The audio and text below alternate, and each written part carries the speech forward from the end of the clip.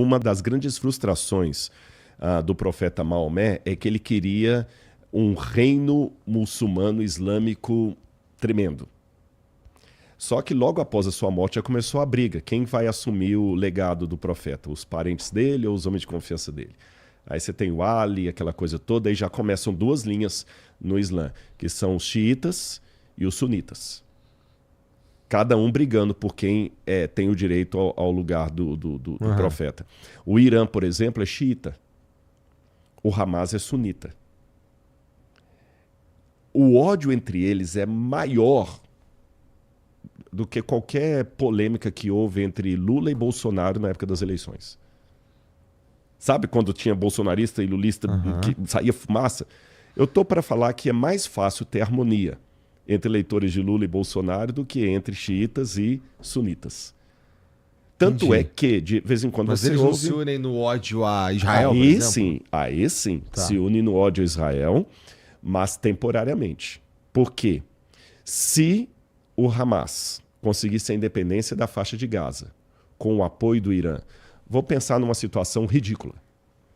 Se o Irã tivesse acabado com Israel, se o Irã e o Hamas tivessem acabado com Israel, não teria Palestina.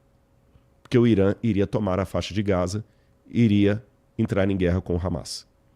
Eu tenho certeza do que eu estou falando. Sabe aqueles filmes... imagina se Hitler não tivesse morrido, como é que estaria o mundo hoje e tudo. Se houvesse uma situação em que o Irã tivesse ganhado essa guerra com o Hamas, não ia ter a Palestina. E dentro de pouco tempo, o Irã ia querer matar os líderes do Hamas porque eles são sunitas e o Irã é xiita. Não ia ter. De vez em quando você escuta aí atentado à bomba dentro de mesquita. Tem atentado à bomba em mesquita. Se atentado à bomba fosse só em sinagoga, faz sentido, né? Não, mas em mesquita. Então também existe um ódio entre eles mortal, muito sério. Quando você chega, por exemplo, a própria Síria. A Síria tinha um ódio do Irã tremendo.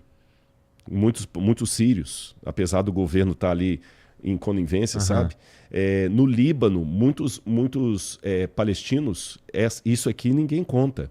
Muitos palestinos foram mortos no Líbano pelo Hezbollah, o Hezbollah, como eles falam. São os terroristas. Na época da guerra do Líbano. E muitos foram mortos na Síria também. Isso o pessoal não conta, só conta Israel matando. Não vou falar... Olha, duas coisas que eu quero deixar claro aqui, Igor. Primeiro, eu sou a favor da criação do Estado palestino. Ponto. Eu também. O que eu não sou a favor é da erradicação de Israel. Também não. Segunda coisa, não estou falando que Israel é santinho, que Israel acerta tudo, que Israel é tudo bom. Não, por favor. Você entendeu? Tem gente que presta e não presta em todo lugar. Tem soldado israelense que vai e humilha o palestino mesmo nos assentamentos. Tem todo esse ódio, tem. É a mesma coisa de eu falar o seguinte, olha, eu não vou falar que a polícia acerta sempre no Rio de Janeiro. A polícia às vezes também é truculenta, às vezes tem corrupção na polícia, tudo bem, beleza. Agora, nem por isso eu vou apoiar Total. Você entendeu? Uma facção criminosa e ficar do lado da milícia e não da polícia. Você tá entendendo? Não, mas tem polícia corrupta. Tudo bem, então você vai escolher. Mas pelo menos existe ali, pelo menos assim, existe a possibilidade de ter alguém olhando e tudo mais. Exatamente. Tem alguma noção de governança, se bem que tem no crime organizado também tem. Mas ali tem, sei lá, tem ali o respaldo do Estado. Exatamente. Então não vamos confundir. Hamas não tem nada a ver com Palestina. O Hamas se apropriou, sequestrou a causa palestina para uso próprio. Mas eu sei as coisas terríveis que eles fizeram. Concordo, total. Acho que isso daí tem coisa que a gente viu mais ou menos na época do ataque, né? Alguns vídeos apareceram e tal, umas coisas assim sinistras e tal. Mas o problema é que, assim, e tudo isso é motivado por um ódio que vem fundamentalmente da religião, ou não? Deixa eu parar para responder com calma essa pergunta, para também não tornar a religião a causa de todos os males. A religião, ela tem a capacidade de potencializar o que você tem de mais forte. Total. Eu acho que eu me expressei errado. Eu acho que eles usam a religião para potencializar ou para justificar ou qualquer coisa assim o ódio, né? Só que isso é ensinado há muito tempo, eu sei, porque eu troquei uma ideia com o filho de um dos caras que criou o Hamas. Sim, que escreveu o livro. Isso. Quando ele teve no Brasil, você conseguiu entrevistá-lo? Ele veio aqui. E eu fiquei frustrado que eu não o conheci pessoalmente. Então, aí a gente trocou uma ideia sobre isso. Ele tava. E assim, dizer que os caras não doutrinam desde moleque, aí tá maluco, tá negando a realidade também. É o que eu falei. A gente ensina a cortar pescoço de coelhinho, de cachorrinho, pra fazer falecer um infiel. Agora, é que a religião, como eu falei, a religião, ela consegue fazer um acerto muito grande, um estrago muito grande. Como eu falei, a religião pode produzir uma Madre Teresa de Calcutá. Pode. Uma Mahatma Gandhi, mas também pode produzir um João de Deus. Um Jim Jones, aquele pastor da Guiana lá, sabe? Um David Koresh. O David Koresh era um ex-adventista. Teve um dia que o David Koresh frequentou a escola sabatina, não da igreja que eu frequento, mas da minha religião. Entendi. Você entendeu?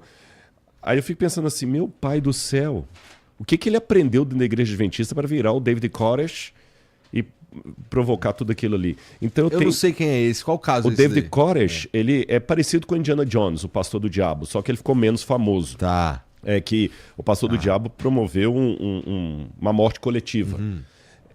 O David Koresh, ele foi pegar em armas mesmo para ele explodiu a casa com todos os que estavam com ele ali e tudo mais. E o nome dele não era David Koresh mesmo, esse foi um apelido que ele teve para dizer que ele era o Messias, o maluco, né? Então, assim, sabe, é complicado. Aí que eu sou obrigado a deixar que o meu lado religioso fale agora. Existe um grande conflito muito maior do que o conflito entre Hamas e Israel, do que o conflito entre Rússia e Ucrânia, do que o conflito entre a polícia do Rio de Janeiro e as organizações criminosas. O conflito do bem e do mal. Esse conflito cósmico, sem tréguas. Ele não admite neutralidade, ele não admite cessar fogo, ele não admite trégua. E ele está acontecendo nesse momento aqui entre nós. E cada um tem que tomar uma posição. Ficar neutro é assumir o lado errado. Os dois lados querem você. Você que vai decidir para qual você vai lutar.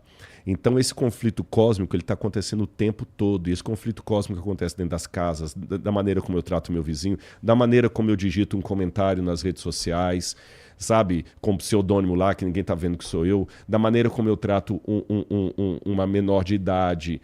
A gente tem que denunciar isso. Eu fico assustado. Eu recebi um documentário esses dias aí que fala de quantos segundos que um maníaco precisa para pegar um perfil de uma criança e assediar essa criança. Nossa. Você tá entendendo? Segundos.